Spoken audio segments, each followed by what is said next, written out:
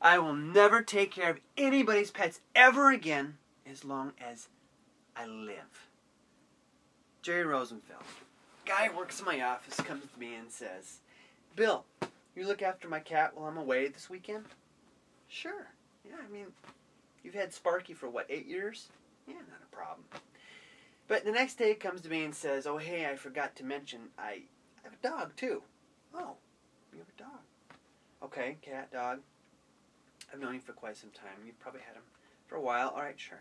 Well, a couple days go by and he forgets to tell me that, oh, hey, you know, I've got a bird, I've got a fish, and I've got a boa constrictor.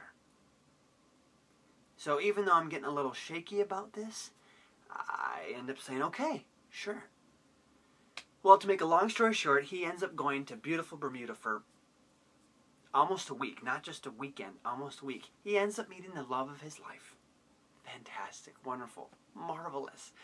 But what I'm left with is what I can only describe to you is an indoor zoo. First day I'm there, all I want to do is take the dog out for a simple walk. Get the leash ready, the cat slips out. I end up having to bring the dog back inside and go find the cat. Cat's up in a tree. I end up having to go and get a ladder in the garage, go out, the gloves are in there too, and get this cat. Bring it back inside, the dog's barking. I thought, you know, I'm just going to bring the cat up and put him in the bathroom. While I'm in the bathroom, there's the fish tank. I forgot to feed the fish. So the cat's in there, brought the cat in there. The cat is running around, feeling all weird. And then the dog is barking downstairs. I end up knocking almost all of the fish food in the tank. So I've got to get the spoon to get the fish food out, most of it. Cat is still uneasy, and the dog's barking, so I finally go downstairs. I'm like, okay, finally we're going to go out and we're going to go for this walk.